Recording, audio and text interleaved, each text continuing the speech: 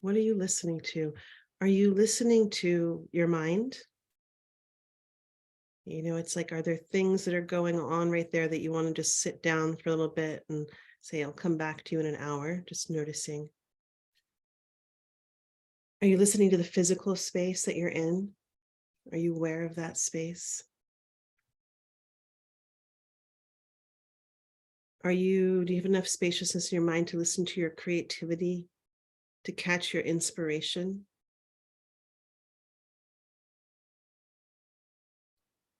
Are you listening to your guides? Whatever form that might take, that ancestors, that intuition. And just start considering all the places in yourself where we listen from.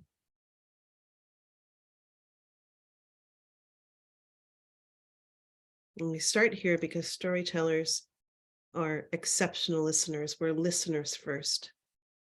We're listening between the dimensions. We're listening for what has been said.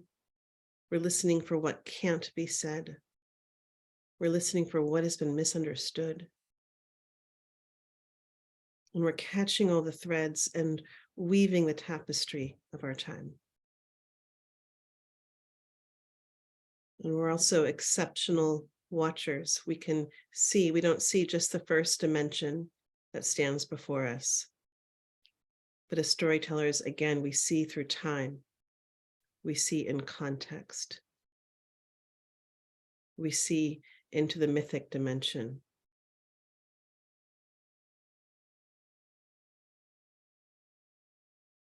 And so this next hour, I really want to invite you to allow yourself to breathe, to notice your body in this space, this extraordinary tool of your creation,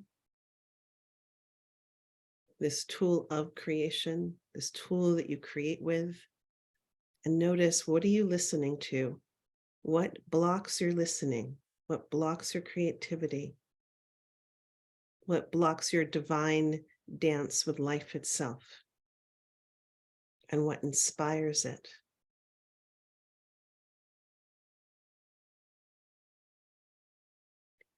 I hear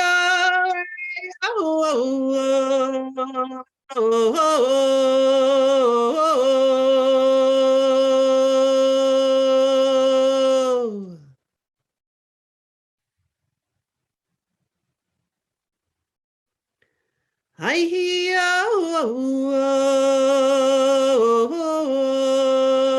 I hear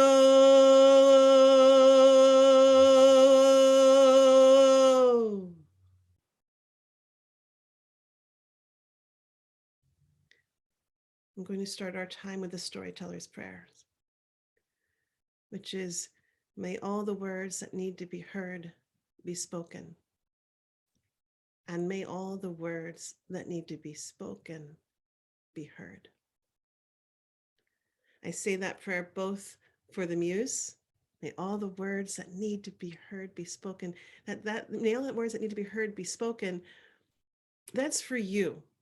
That's for that place in your heart, that place in your consciousness that needs to be spoken to.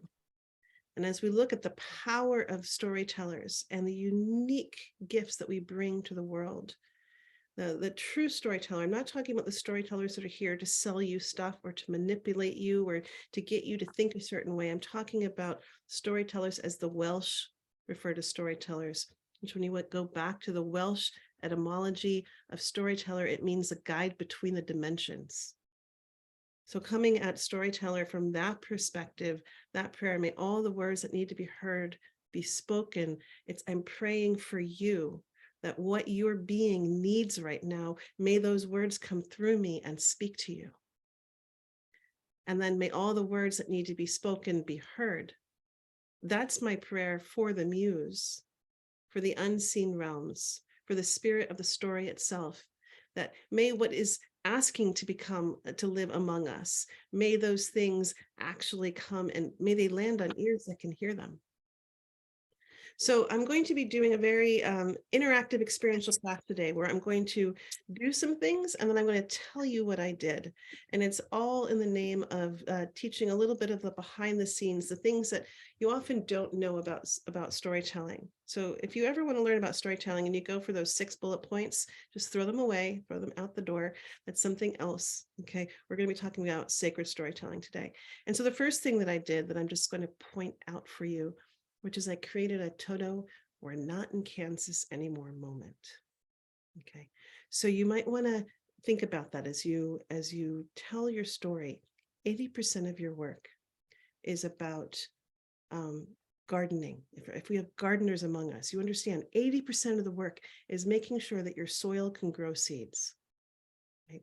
And as storytellers, that's what we're doing. We're sharing, we're planting seeds. You know, will those stories be strong enough that they can grow and live and walk amongst themselves and be shared, right?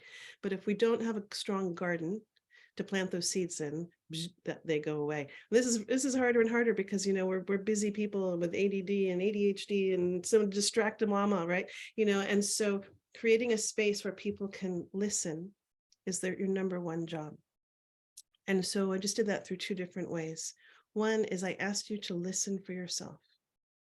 Right? We did an immediate exercise where I brought you in relationship to your body and in relationship to your senses. I gave you something to do. I once had a teacher tell me who came through these classes and they said that was one of the most valuable things she'd ever learned in terms of keeping her class of young kids, giving them, getting their attention, giving them something to do, giving them something to focus on. It's not that they're listening to you, it's that they're listening to themselves in relationship to you. And when you help them focus, that works. So I'm asking you to really listen for yourself this entire time. And then I also did something that I invite you all to find, which is what is your way to create a space for a story to live amongst us? We'll all have different ways. When you see the old storytellers, some of them will drum, you know, and they're calling for the spirit. They're summoning. You'll see some people make prayers. You know, there's no one way to do it. It's a collaboration between you and the spirit of the story. And we're going to get into that in just a bit. You know what? There is not a way to increase my mic. I'm sorry to hear that you're having a hard time hearing me. Is everyone having a hard time hearing? No. Okay. So when you might need put some ear piece in. Okay. Thank you, Debbie. Okay, great. So if you have questions and thoughts along the way, stick them in the chat. And we're going to be doing a slightly interactive conversation throughout this time. So I want to give you a couple of quotes. And this is one of my absolute favorite quotes. And I start with this quote so many times because it just says it all. This is by Rebecca Solnit. Stories. We think we tell stories, but stories often tell us. They tell us to love or to hate, to see or be seen.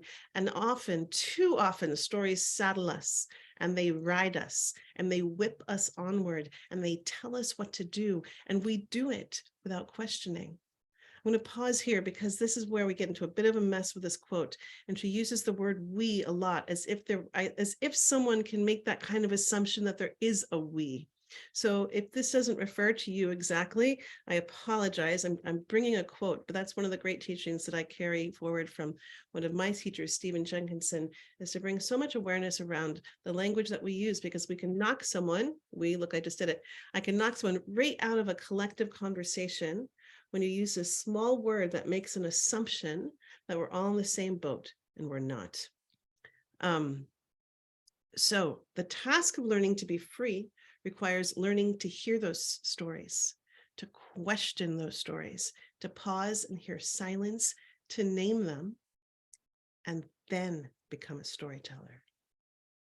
I'd like to start this class with that because it speaks about the process. If we can't see a story, if we can't name a story, if we can't understand what a story is, and if we're not questioning it and being very alert and aware of its power, then like that, that is the bridge, the stairway up to be the threshold of becoming a storyteller. So again, that's by Rebecca Solnit. So here's what we're going to do today. I'm going to introduce you to the landscape of storytelling as a sacred art form, as a door to the divine, as a as a healing practice. And I'm going to do it a little bit through telling you parts of my story. And as I go through parts of my story, I'm also going to talk to you about the art and craft of storytelling. Okay, so it's going to be a little bit of this and a little bit of that. That's going to go on, we'll have some interactive time to talk about what our story is. That's going to be an interactive time for us to be together. And then at the end of our time, for those who feel complete, you'll be sent on your way with very good fare. And for those who want to learn a little bit more about how to work with me one-on-one and the storytelling communities that are forming and memberships and classes, I'll stay on a little bit at the end. So that's where we're going. But first, let's kind of really dive into what are we up to? I wanted to ask you another question before we get into this, which is the bigger question of why are you here? Why are you here? And you can think about that in terms of, is there a story that's inside of you that is banging around your bones and your rib cage saying, I need to get out, I need to be told, come on, is the muse tapping you on your shoulder? Are you what I affectionately call a creative monster? So much inspiration is coming through and you just want to tell those stories. I got to hear from several of you before, that we have a lot of teachers among us who work with story as a tool to teach with. And I'm asking you that, like, really, why are you here? Why would you give an hour of your life to this? And in that question, I'm also going to ask you, what are you in service to? What are you in service to? The big service, are you in service to peace? Are you in service to joy? Are you in service to, look, I'm hearing from Mo, she's saying to learn from humanity. Okay, you can pop these in. These are kind of fun because we get inspired. Are you in, peaceful conflict? Are you in driven by creating spaces where people can have peaceful conflict? Are you committed to love, creating spaces of unity? And I'm going to ask you to continue to call forth this question and to live it through you. And the reason that I'm inviting you into that kind of space is because this is what our stories are woven out of. This helps inform us in terms of what story am I going to carry? What story am I going to give life to? And is that consistent to what I'm in service to? And this is an approach towards coming towards storytelling as being a conscious creator, consciously creating what you're bringing into the world. And so let's talk a little bit more about that. Hawaiians believe that words are so powerful that they can raise enough energy to slow the world or to set it into motion. I love that. And if you've ever gotten to see Hawaiians to the hula, not the over-sexualized, entertainment form, but a real expression of hula. It is an embodied prayer of an indigenous culture that has remained in contact and in relationship and in practice to understanding that their words weave the world around them and that they are so powerful. They can slow the world down or set it into motion. Sicilians believe that words poke holes in the universe. I always think about that when I get angry. It's like, be very careful what you say when you get angry, because it can't ever be taken back. And there's even a phrase in physics that says that with the idea that once a word is spoken in a place, it lives there forever. Sometimes I think about that when I go to really, ugly places like truck stops along the highway. Oh, you could sing here. It can be really ugly, but what if you brought something and left a little something behind of beauty, read some poetry into the land? That stays there then too. And God only knows how and who it will be picked up at another time. Australians say that the stories of the past must be sung to the present so that the future can exist. The Maori say that words don't describe a thing, they are the thing. In Japan, there's a word called kotodama, and it's a word, it's a meaning that word spirit. It refers to the original divine spirit of a word before it's even entered the world through thought waves. And the significance of kotodama is that words are alive and have the power to create. Abracadabra. It's one of the most ancient words we have. And it means I create as I speak. It's from the Aromatic mysticism. And then there's this, that every ancient religion agrees that the world was sung, spoken, and chanted into existence. I want to say that again, because at this time when humans are being told that we're such a bad thing, and compared to, being told that we're viruses and that we're no good for this planet and all this kind of nonsense, look at this ancient original teaching that's really sitting right at our feet, if we can remember it and learn how to live it again. That the world was sung, spoken, and chanted into existence. That we are creating the future with every word that we speak. And what an amazing time to be alive, because our future has been a bit hijacked by Hollywood. What are the things that you see in our future? What has been spoken about our future? And what part do you want to play in creating the present and the future through the stories that you tell? Let's think about that, especially here we are in the holidays. What stories are we telling around the table? What do we bring into presence? Who do we invite to be among us? So I'm going to dive into just a little bit of the art and craft of storytelling while sharing a few of the threads of my own stories. And, they say that John Steinbeck, who I call my second father, that stories, our stories are always about other people. Our stories, great stories, are always about the audience, or they won't last. And so as you listen to this story, you're always being invited to listen for yourself, which is something that we're often doing anyways. But it's kind of nice to be really awake and aware that we're doing it. One thing I like about words, it's such a, they don't lie. They don't lie at all. And, you can play with it when you start really listening. Like, we have this whole phrase right now that's in our language, and it's woke.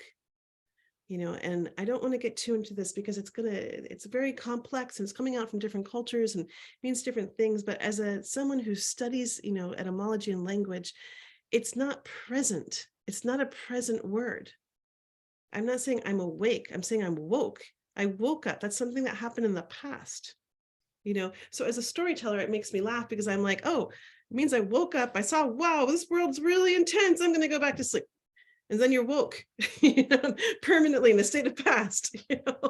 So it's like, but I encourage you to keep playing and studying the words, because they don't lie. That's the thing. We will often hijack them, misuse them, abuse them. We'll dress them up in other clothes. But still, if you understand, if you go to their original origin, to the etymology, it's the coding. It's world. Our world is made of words. It's the original coding of everything. Apocalypse is one of my favorite examples, and Michael Meade brings us very into the present. And amazing modern day bard, who we're so lucky that he's still alive, and to be alive with him. Not that he's just still alive, but alive at the same time. And with oops. I'm gonna have sorry. I'm dancing with someone who's coming off of mute. Okay.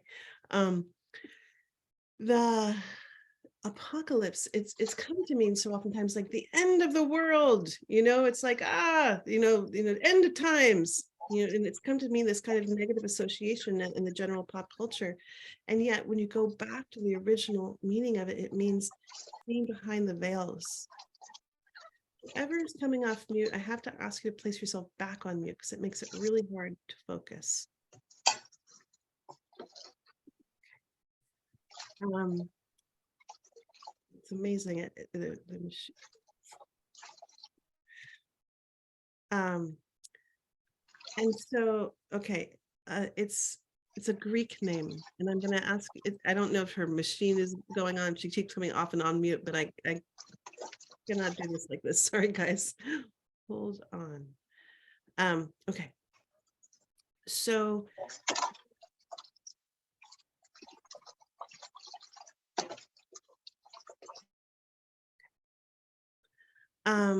when it comes down to this, it comes down to this word, and when we come back to the original meaning of apocalypse, is that we're looking at a word that means seeing behind the veils. It's a lifting of the veils. Okay. And so in some ways, yes, it means end times, it's the end of the world as we know it. But when we look at what's been happening in these apocalyptic times, it's been, the end of sexism, the end of racism, the end of capitalism. It's like, it's all these really isms, right? That all of a sudden, it's not like they weren't there before. It's that they're more visible. And perhaps I might even hope that part of the reasons why we're finally really facing them is because perhaps as a collective, our consciousness has gotten to the place where we can now start to integrate and shift all these things. And so when we look at these words, I always want to invite you to come back to the beginning, because apocalyptic times, like, wow, what an amazing time to be alive. When we pull back, the curtain of Oz and we see what's really happening, and now we can really put our hands into it. And now we have a whole story, so again, these words can mean so much. So my story begins on a farm. And you could say that when my spirit arrived, that it really called my parents into relationship with home and with land. They were traveling across Africa. I was conceived in a VW bus. No, you didn't think we were going to go all the way back, did you? But that's my parents were wandering around the planet, and my arrival inspired them to come back to the United States. And it was the Back to the Land movement was happened. They were originally New Yorkers, and they thought, well, we should go to Vermont because that's cool and hip, I think. It's my version of their story. And they ended up on a farm. And so you could also say that I was an accident. And so I say this because there's so many different ways that we can tell our stories, right? And so I really want to invite you into this constant way of how do you tell your stories and why? So I grew up on a farm in Vermont, and I learned a lot about life and death very early on. We had chickens, we had horses, we had goats. Animals were slaughtered. And I also learned about what it was to live in rural Vermont and have animals dropped off at my dad's veterinary hospital. And we had beavers and all different kinds of things. And I really got to experience the interrelationality, I don't know if that's a word, between humans and nature. And one of my greatest gifts that I think I was given as a young kid was the freedom to roam. And so there was nothing but space for the imagination. And so I learned at a very young age to keep myself entertained through my imagination. But something else happened pretty early on in my life, which was when I was 2 years old. My mother really understood that this was not the life that she wanted to live. She was not meant for rural Vermont. She was a painter. This is her painting right behind me. I'm in her studio right now, visiting for the holidays. And she left. She left my dad and me, and she moved back to New York City to pursue her passion as a painter. And there's so many ways, again, that I can tell you this story, because I could tell you a story of abandonment. I could also tell you a story about a woman who pursued her passions and her dreams and paved a path for me to do the same. And the thing about our stories is that both of those are true. Both of that's true. And the thing about it is that our stories will never change. What happened will never change. But who we are can change. Who we are because of what happened. And how we tell the story, that's how we live in it. And so in terms of this is one of these stories of, how do we tell a wisdom story? How do we understand that this is a really clear technique that I use in terms of how we create wisdom stories, is who have we become because of it? And that was one of my greatest gifts that my mother gave me, was the freedom to truly be who I am. So I spent my youth traveling a lot, almost every year. I moved from family to family. I had one family in Vermont and one family in Virginia. It started off in New York City, then it moved to Virginia. And almost every year of my life until I was in high school, I moved between schools. Now, if any of you guys have been that kid that moved around when you were and went to different schools, when you're a kid, you know that it sucks. There's just no pretending. It just sucks being the new kid every year in school. And kids are not nice oftentimes, although I've heard that they're getting nicer. And so stories at that point saved my life. They gave me a place to not just hide, but to exist. They gave me a way out of the challenging places that I was in, and they gave me a beautiful world to go travel in. They were my guides when I didn't have guides. And so I really began to understand just how powerful stories are at a very, very, very young age in terms of how they can truly save a life. When I got older, my mother gave me my mother noticed that I had a little knack for theater and for writing and for storytelling. I started writing at a very, very young age, and she put me into the school for performing arts. And I was auditioning for professional theater companies at a very, very young age and was accepted in our local, Richmond, Virginia. And I was really lucky. I was unbelievably lucky. I once had I was working with this executive coach at one point, and he was like, yeah, you had all these problems, and your parents wouldn't let you be what you are, and of course everyone has that struggle. And I was like, no, actually my parents encouraged me from a very young age to study theater. They put me in, they got to study with amazing masters at a very young age, and they said, rather than go to college and waste their time, my time, and their money on college, if all I wanted to do was study acting, go straight to New York City, and they would support me if I could get myself into a great acting school. And he's like, oh, well, you must be on the path of mastery. I was like, okay, well, great. Thank you for recontextualizing what I had. But what I had was I had both of my parents really supporting me, following my passion. And I mentioned that as being a really key part of my journey, because now I'm going into what's called a teaching story. Okay, I'm telling you, I'm throwing breadcrumbs, right? I'm telling you what I had that gave me access to my own thriving. And so what I had was I had parents who recognized my talent and parents who supported it. And not everyone gets that, right? Sometimes we get it from our communities. Sometimes there's a rule in storytelling. I'm just going to tell you this. There's always a fairy godmother. Somewhere in your world, there's always a fairy godmother, but you have to understand how to recognize them. And they don't always come through, think about it in Tom Hanks in that weird movie. I don't know why this is coming to mind. This is not on the script, but that weird movie where he falls in love with a soccer ball, and like he's on that abandoned island, and like the soccer ball becomes his friend. There's always something that gets you through. And sometimes they're not easily recognizable. And so when you're telling your stories, and we don't tell our stories from a victim place. Okay, there are different aspects of coming into relationship with the stories. And one of them, if we're healing traumas, I'm going a little off script right now, but we're in this conversation, so I'm going to trust that someone in here wants to hear this. When we come into it in terms of coming to the threshold of being a sacred storyteller, we've come to a place of saying, I have something to give away. I have something of value. So you're harvesting your stories. They're not just about you, as I said, when we talked about John Steinbeck, they're about others. And so you're helping them also find and listen for those things in their lives that they might not have noticed or seen or fully claimed yet. And so these are those moments. So in terms of just the trajectory of working with story as a healing modality, sometimes something really hard happens and we need to process it. And we understand through all different, especially through apartheid, the power of being witnessed in that healing process.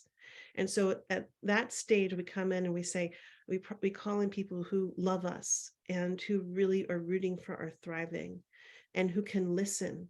And we say, I'm processing something that just happened. I'm trying to heal this story. I need you to, you give them their job. I need you to listen and witness and not question me. I need you to just listen. I need to be heard right now. I tell people to get really bossy about giving people the role that they're playing, because we live in a society where most people don't know how to listen, and we're so information driven that people have forgotten how to do that. They've forgotten how to listen to a story. And so in this way, in this part of the, if you're working with stories, a healing modality, and something traumatic has happened, I just mentioned this because you start with phase one. Just listen to it exactly as it is. Things happen in the process of that. And then we move into another process where you're like, okay, I'm ready to start working the story. I'm just ready to start cultivating it. I'm waiting to change the role of who I am. And then it comes into maybe a wisdom story or a teaching story or a giveaway. And that's a different process. And so when we come to that, now we're ready to give something away. So, okay. So what I just did, is I left I left you a bit of a breadcrumb on the trail of my own becoming. And I gave you a little bit of an ingredient that was necessary, And so when you're doing your teaching stories, when you're telling your wisdom stories, really think about the things that go by unseen, unnoticed, that were the keys to your own thriving. So one of the other key things that happened for me is that I would go home every summer from, college in New York City, and I studied with Sandy Meisner, and I at the neighborhood playhouse, and I would work as they didn't call us baristas then, we just served coffee, but we made fancy coffees at this place. And David Baugh was one of the men that would come into my coffee shop, and he was this Black civil rights lawyer who represented the KKK. I know he was an amazing man. And what he was doing was he was standing up for the freedom of speech. And he was making this extraordinary point through this case. And I really respected him. He was so smart. He was very kind, and he would often speak with me. And we had this allyship. And when I told him what I was doing, that I was going off to studying acting, he looked at me and he said, "Leah, it's not enough." And it was one of those things that just like anchored into my being, someone who I admired and respected so much. And that there are these moments in our lives that are anchors. They are like the key points of the thread that hold the whole thing together. And that piece that acting wasn't enough really, really stuck with me. And, I still am going in through, I'm doing all the things, and I'm learning about, professional acting. I'm learning about the business of acting. I'm working off Broadway. I'm doing summer stock. And something happened, which was in the second year of my school. They warned me when I went in. They said, just so you know, only 20% make it through to the second year. You're one of the second youngest people that have ever come. You should probably count on not making it to the second year. But I was young and had a big ego, and was sure that I would, because I was so that, and I was cut. I was one of the people that was cut, and one of the 80% that was cut. And my worst fear had come true at a very young age. And there was no one there that could really talk me through it and could work with me at that moment of what it is to, especially at a young age, to really be with that kind of worst fear coming true. And that fear of rejection just coming straight, not at you, but with you. And I did something in that moment where I realized that, in the embarrassment and the humiliation, that there was something else that was deep inside of me that was also speaking. And somehow I was able to hear it. And it was saying that I never, ever, ever wanted to live as a victim in someone else's story. I never wanted to live in a world where other people could determine my fate. And so I did something. I grabbed the reins on my story, and I tattooed "changes for the better" on my body. I claimed it. And I learned something there that I wouldn't have words for until 2 or 3 decades later. I learned that when you turn and face your fear, that fear is kind of like a wild animal. It's very primal. And that when you run away from it, it will chase you down. And if you turn and face it, these other energies will come. Bravery comes to your side. Courage comes to your side. They're like, yes, we'll be with you, but they won't come if you run from fear. They'll only come if you face fear, and I didn't, that's one of the first places in my life that I learned about the power of facing fear. So again, what did I do just then? I did a little bit of wisdom. I did a little bit of wisdom story weaving, where I not only told you what happened, but I brought in one of those meta teachings, those meta learnings that takes decades to learn, right? I didn't know that when I was 19. I didn't have a freaking clue. We're just living life. And that's the beauty of storytelling, right? It's like at the time when we're in a story, we oftentimes don't even know what the story is. Right? We're just living our life trying to make it through and keep staying alive, with all the parts and pieces. And when we look back, we're like, wow, that was a really cool story. But it's only when we take that time to reflect and really explore it. Okay.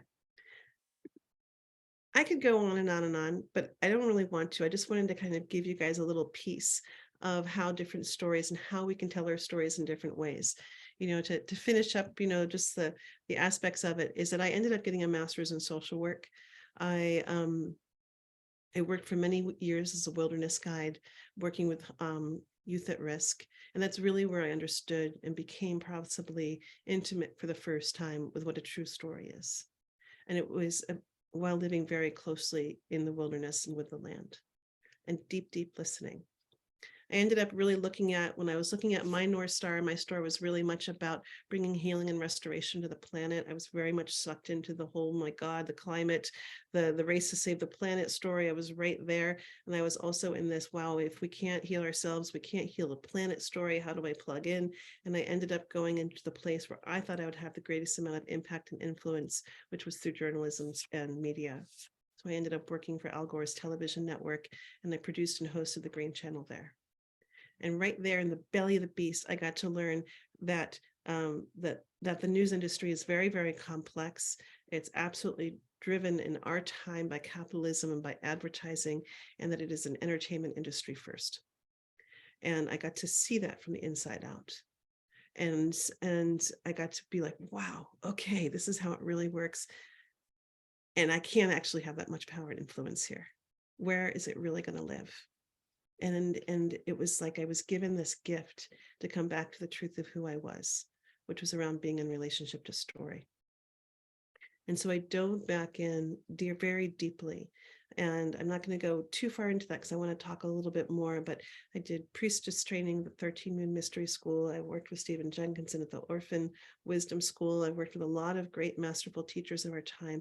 And I began to understand story as something that was almost being lost and barely understood in our times. So let's go into this. Let's go into an interactive conversation. What is a story? Like, what do you know about it? How do you know a story? Or what is it? Why don't you put it in the chat? And this will be interactive.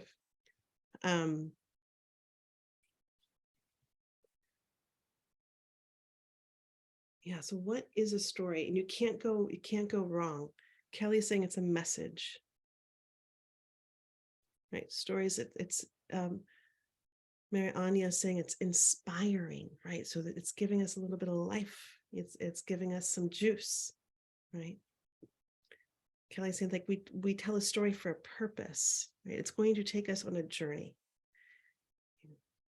Anastasia says stories have change, right? Radhika, I hope I'm saying that correctly, is saying it's a healing tool for me. Beautiful. Mo's saying that it provokes something, right? So it's got some energy in it. Kariana saying it's a shared experience, right? And that's, Ellen Schneider, who I worked with at Active Voice, where we worked with stories and created impacts campaigns for documentary films.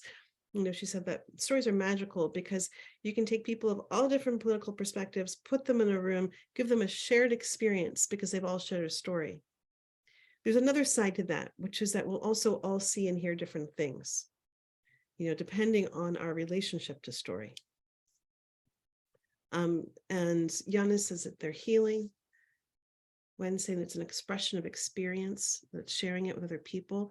We've also learned that stories have this incredible capacity to influence how people think and give them access to different worlds. They did research in terms of TV shows, in terms of where people were in their, and I'm going to use this word very consciously, where their tolerance of people of different sexual identifications.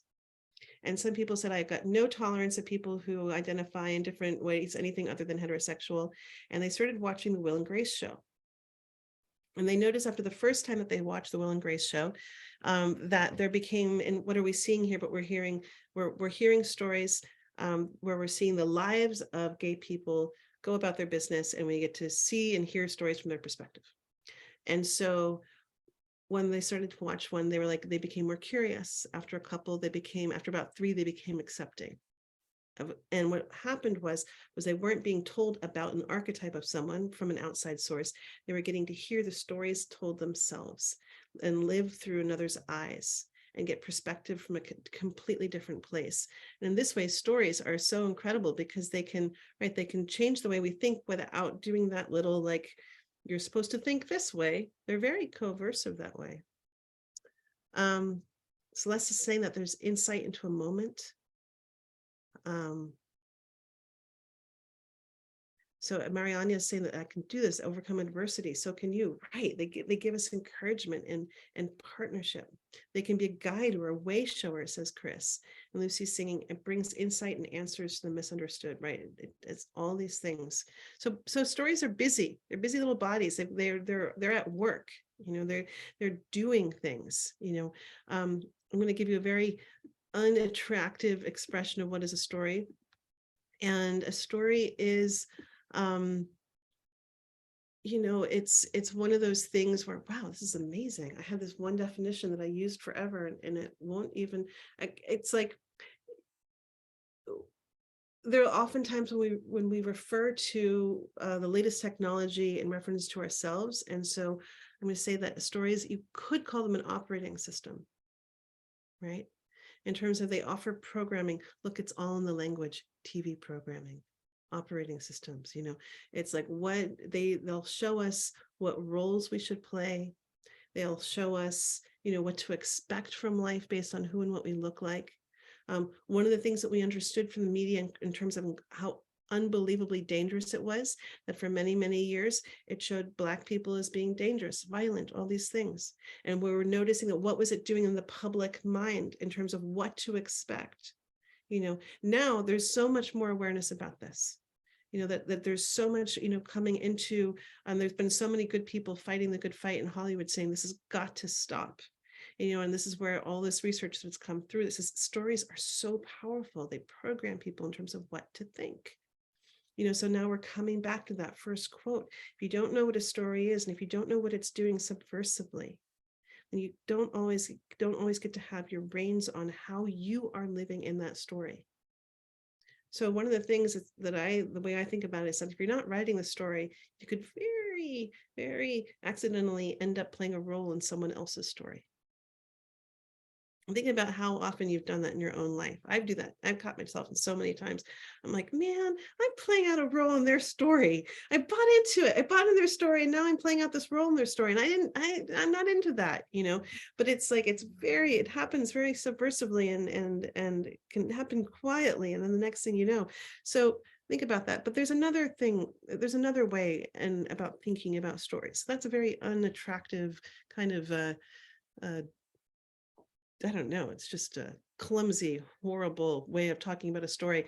I was walking through the canyons of where I live. I live in Topanga Canyon of Southern California. And I literally heard the trees say, you should really just tell them what a story is. And I have to credit the trees, because the trees came up with this. I was just listening. And they said, you should tell them what it is. And I'm like, it's a library of our souls. It's a library of our consciousness. That's what a story is. I thought, oh, it's so much more beautiful than what I was saying. So I credit the land of Topanga Canyon for for offering that while I was out on a walk. And I one time, I think it was Judy Bloom who was saying, I feel so bad for people who walk around with earphones in their heads every time they go on a walk in the woods, because there's so much there. There's so much inspiration. There's so much wisdom that's there waiting to be caught by you. If we can allow ourselves to receive it.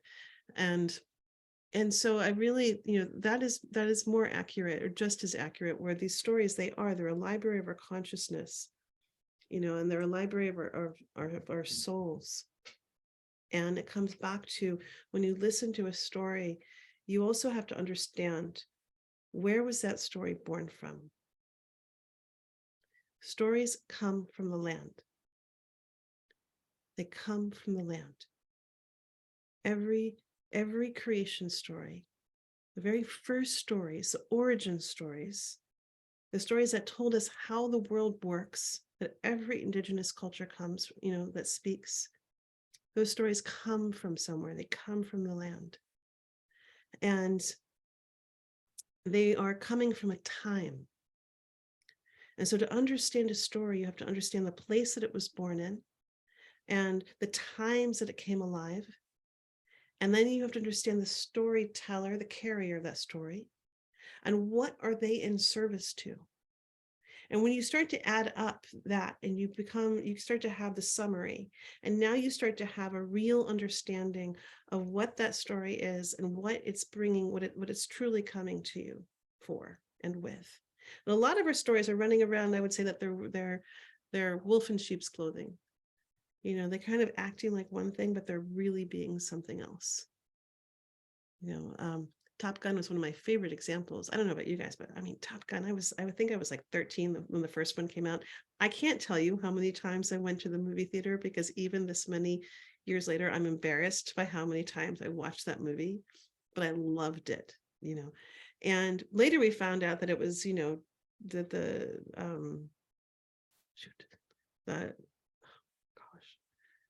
airplane, can't think of the name.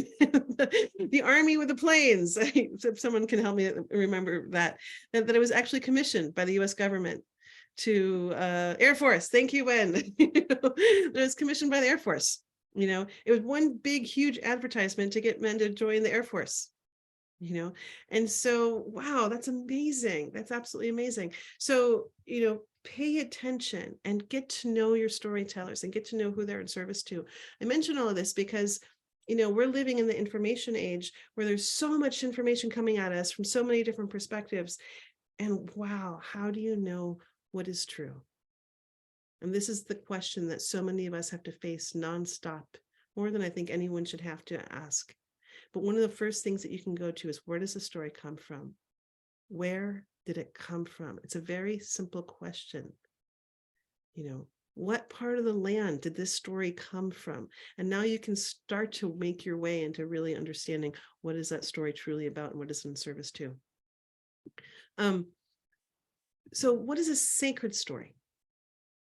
This is a different question. I'm talking about what is a story, but what is a sacred story? What makes it sacred?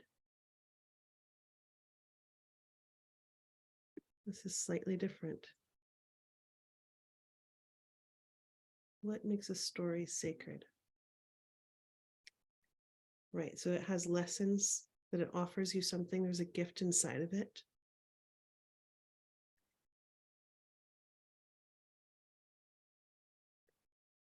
There's, one of the ways that I think of sacred is that it's kind of a trap. Nobody's falling into my trap today. You're being very quiet. Okay. So it's very personal, says Cynthia. Mariani says it moves my heart and soul. Oh, so we're talking about soul and heart, that there's a resonance inside of it that's getting to you. Wesley writing, the epic Odyssey was translated by a woman. I had no idea, and had a different take on how certain words were translated. Amazing. There's connection, right? Kelly's saying that there's a connection that's being formed, right? It's Radhika is saying that it's divined in a way, and a lot of intuition that goes into it when you tell it. So here's how I think of sacred stories. My friend Matthew says, and I just love this, that using the words sacred is almost sacrilege in itself. That by calling, this my sacred cup, I'm saying, oh, I see the divineness in you. I see the life in you. I honor you. Oh, good clay. Where did the clay come from? And a place in the earth that must be lonely once this clay was removed from it. And I honor the life and the energy and the form that this takes. And this is not just a cup. This is nourishment embodied. This is a gift embodied, right? This is now I'm honoring the life in this. I'm also practicing an act of animism, where I really see the life in all things. But by calling this sacred, using that language, I'm saying that this is not sacred. I'm at my mom's studio, so there's all different kinds of weird things. And so, but why is this any less sacred? Why is it, and I want to be careful here because, when we talk about it in many different terms, we're saying, especially in different aspects of the land, there is an honoring that there's a certain energy in that space. So we say that's a sacred mountain, and we're honoring that has a specific association. But when we're talking about sacred in general, we're saying, I see the life in you. I honor the divinity in you. And so when I'm saying that it's a sacred story, I'm saying that it's a story that has a life inside of it. And so that when I'm in relationship to a sacred story, what is this life other than my own? So it might be the earth speaking out loud, as Sean Kane says. He says, that's what a myth is. A myth is the earth speaking out loud. Again, what did we say? A story comes from a place. It could be the angels or the guides, if you speak that language, or the ancestors, or the muse, or dare I say the collective consciousness itself could be speaking its way through your story. So when I come into relationship with a sacred story, and sacred stories, they can be old stories that are carried. It could be one that emerges through me, but when I carry a sacred story, when I carry a story as sacred, I also carry myself in relationship to it. So one of the ways that you can look at it is you say, okay, there's a common agreement among many different people and different religions, associations, that this body of mine is the vehicle for a soul. Okay. And the story, we're going to say that this cup is a story, is the vehicle, the liquid inside, is spirit. And that when I allow a story to come into me, I'm allowing the spirit of that story to live through me. And so when I asked you at the very beginning, what are you in service to? Are you in service to joy, to love, to communion, to healing? When you know that so clearly, David Bowie used to say that he said, I used to just throw up my antenna and it comes through, And so I think of that a lot with storytelling. It's like we make that prayer to say, look, I'm open to tell this kinds of stories to what I'm in service to. Come use this vehicle. I will give you my precious life, my voice, the resonance of my heart to connect to others. We know that there's wild, big magic that happens in that space. And so in that way, this is a way that I understand of a very humble way of being in relationship to stories. That you actually have to be able to say, my ego might not know what the story is. And you even can be so humble as to tell the story 20, 30 times and allow it to be spoken in the way that it needs to and wants to the people who are there catching it. Because I've heard different things from a story that I knew so well on the 30th telling of it. And it was by being willing to listen to what it wanted to say. And that to me is one of the most exceptional, awe-inspiring, exciting parts of being a storyteller. That each and every time, while there's an act of mastery and repetition and commitment and discipline, there's also a continued act of innocence and wonder and awe. It's like meeting a new dance partner. So in terms of sacred storytelling, that's one of the pieces that I really wanted to offer you. And we can go into zombie stories. Zombie stories, those are kind of life-sucking stories. This is like, so when you feel a sacred story, you're like, whew, I feel good. I feel alive. I want to go exercise tomorrow. I'm going to quit eating sugar and caffeine because I'm going to be the best version of myself. I'm so inspired. You've seen those movies that inspire you to feel that way. Zombie story is that story where you kind of want to die a little afterwards. And you're kind of dead watching it, and you're just like, I don't feel that good, and now I'm going to go be depressed because our world is so depressing and horrible. And think about how many great well-meaning documentaries make you just kind of want to die a little afterwards, and those are told. So I say this because there are well-meaning, well-intentioned, good-hearted storytellers that don't understand how storytelling works. And one of the most powerful things that I'll just give you as this last hint is that you can bring people, look, as guides, right? Storytellers, we are guides. We can take people to the darkest alleys. We can show them the most horrible aspects of humanity through a teaching story. Don't repeat this.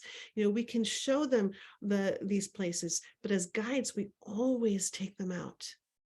And we give them a role to play in the next chapter of the story. And here it is. Here's the biggest gift I could give to you at this moment, is you put beauty into those stories. Beauty feeds the soul. And to me, this is the distinction. Life is beautiful. What a great, amazing example. It took place in a Holocaust camp. How do you say that's a sacred story that gives you, it's inspirational to live? It was a genius movie that had so much beauty and so much humor and so much humanity in it. So I just want to make sure that, just because a story is hard to tell or hard to listen to doesn't mean that it's not a sacred story. Okay, that brings us right up to the edge of this hour. So I'm going to complete with you guys in this way and say, gosh, I hope you got a couple of good hints and tips in terms of how to share it. Thank you for the heart. For how to begin to carry your stories. And for those of you who feel complete, I wish you and bid you good day. And for those who are curious and want to really come into telling more of your own stories, I'm going to go for about another 8 minutes and introduce you to a class in our brand new program to help storytellers who have big projects that they want to finish, or even little projects that they want to finish. And what I'm going to do here is in our chat box, I'm going to give you, oops, you cannot chat with this. Hold on. I'm going to give you a bunch of links because that makes life easier. Okay, so I feel weird not getting to hear everybody's voices. Usually we get to talk a little bit more, but when classes are bigger, we go in the chat. So in terms of, you're welcome. So in terms of what's happening next, there's two things I really want to tell you about. One is that on January 7th, I'm doing a one-day class. I very, very rarely do one-day classes. And what I'll tell you is that I'm coming into a new chapter of my own life. After the last 5 years, I've been teaching with a School for Sacred Storytelling, which I founded, and I will be not teaching as much, actually very, very minimally. So these courses from now until May are the last times I'll be teaching online. And what we have here are a one-day class called Claim Your Story, Claim Your Life. So this is a great way. We want to start the year off in a really powerful way. And if you're walking with a heavy story, if you're walking with a story where you're like, I'm not living the story of my life in the way I most want to, or if you had a traumatic event, or if you had something that's just weighing you down, this is a great class to take because it's going to teach you all the methodologies of a wisdom story, and it's going to help you transform the way that you live in that story and how it's lived through you. So you'll learn a lot of very tangible techniques for how to transform stories and how to heal through them. Well, that's on January 7th. On January 17th, Speak Your Spark begins. And Cariana was in that class. And I don't know if Mariana was there, but that is one of my favorite classes. It is all about the fifth chakra. It's about liberating your voice. And it's unlike any other class that I teach, where it's really about creating stories that are designed to around and focused on you speaking out around the things that you're passionate about and that you want to protect. So I would say it's not exactly an activism course. It's not quite it, but you will get to really learn how do you speak and be heard about the things that you really deeply care about. And so we'll really be looking at, let's get rid of the barriers. Let's get rid of all the things that are in the way. We're bringing in a crew of great guest speakers who have gone through. Wow, I am so in awe. They're not actually listed on the website, which is not quite fair, but I haven't had enough time to get them all up there. But these people, probably the boldest people who I've ever brought together at once, who have learned how to speak out and say things that not everyone wants to hear, and really learning about their journey in terms of how they did it. So it's going to be like a eyes wide open kind of class. It's super fun. And maybe if Cariana wants to put anything in the chat box about her experience from that, she can do that. And actively inviting you if you feel inspired. And then there's other things that are happening. So those are 2 live classes that are happening. Then I have 2 other things that I'm really, really excited about. And these are membership programs. And the Bloom Collective, which just launched, and I'll show you this. Actually, I can just tell you about it. This is really for people who they're like, you want to finish a project. You want to write that book. You want to write that story. You want to launch that program, or you're in a different place in your career coming out in facilitation or storytelling or any aspect of creativity. This is just it. It's not designed just for storytellers. This is truly for creatives in any form. And what it is it's like, it's a place that will really help you bloom. And what I would say is that as someone who has started nonprofits, who has launched schools, who has done one-woman shows, who's produced massive multimedia events and award-winning PSAs and things like that, I really know what it takes to go from an idea to completion. And as I was looking at my own places where I've really struggled, I was like, oh, I wish I'd had a Bloom Collective. And that's really why I created it. And so it's this place where, for those who are in states of creation, can come and work with others who are absolutely there in service of them. So there's an aspect of service mindedness, of truly supporting other people. And we meet twice a month. You meet in small groups. You get to do, case studies is not the very sexy term, but you get to really come in and say, okay, what are you working on? Where are you thriving? Where are your learning edges, also known as your challenges? And how can you be supported? And the beauty of coming into a really great big network of this is that, let's say this week you need to learn more about budgeting, or next month you need to learn more about graphic designers who can help you, illustrate. Hopefully our collective will be big enough so that you will have access to a whole other network that can truly support you.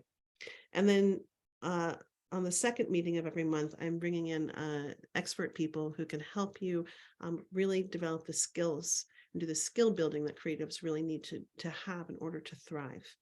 And those guest teachers will come straight out of the needs out of our group. So I have a couple that are coming in that are going to be working with blocks and barriers at the very beginning, but the rest will be, we're going to also be addressing the business of being a creative, and the rest will come out of the true needs of our group. So those are people who are like, I'm a Capricorn, we've got our eyes on the horizon constantly, we can't help it.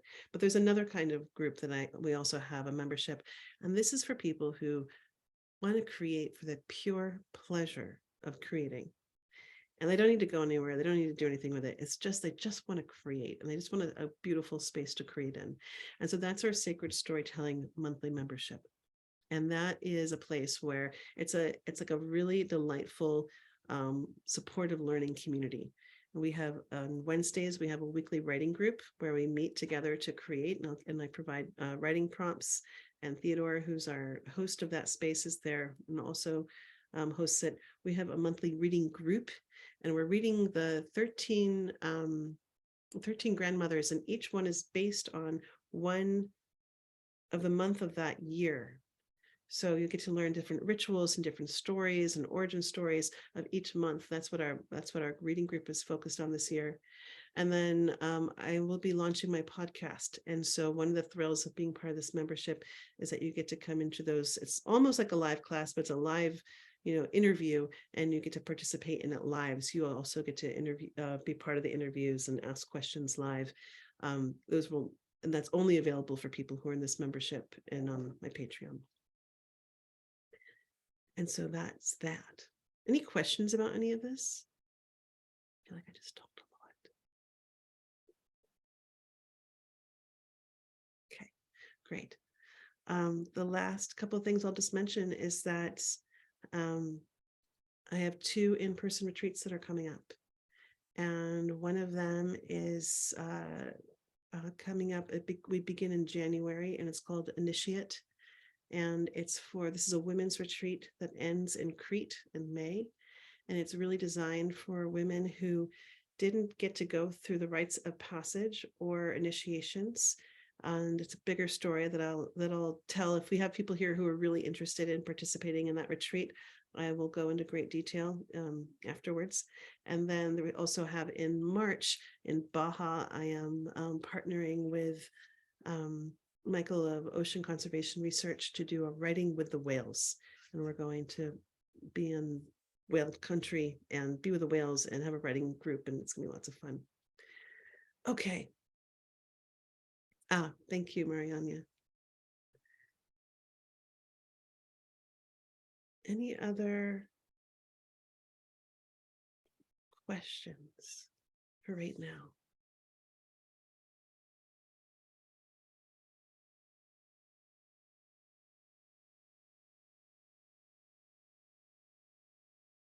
Okay, Pam, I will stay. If anyone wants to learn about the Women's Initiation Program, I'll just stay on a couple of minutes later, and I'll do a full introduction of that course. You're welcome. Otherwise, I'm going to leave everyone with a quote. And what I would say is that if you're interested in the Bloom Collective, the early bird special, which is quite the early bird special, it is $33 a month. And then for those 2 classes each month, plus an accountability group, and that ends at the beginning. That ends on December 31st. And then it goes to $44 a month. So just plant that seed. And let me give you a quote, and then one can say goodbye. And then for anyone who wants to stay on, I will stay on and talk about the Crete retreat. But here, I'll give you this last quote because it's one of my favorites. This comes from Neil Gaiman. My cousin Helen, who's in her 90s now, was in the Warsaw Ghetto during World War II. She and a bunch of the girls in the ghetto had to do sewing each day. And if you were found with a book, it was an automatic death penalty. She had gotten hold of a copy of Gone with the Wind, and she would take 3 or 4 hours out of her sleeping each night to read. And then during the hour or so, when they were sewing the next day, she would tell them all the story. These girls were risking certain death for a story. And when she told me that story herself, it actually made what I do feel more important. Because giving people stories is not a luxury. It's actually one of the things that you live and die for. So I wish you all well. I hope to weave with you soon. Thank you for your deep listening. It's a pleasure to get to see you in the hearing and listening. And thank you. Take yourselves off mute and say, yeah. Thank you. Oh, thank you. Thank you. See you with the whales. Thank you, thank you, thank you. Yeah. Thank you. Yeah. Oh, into the day. Thank you. Thank you. Until I. Oh, this is wonderful. with all of you today.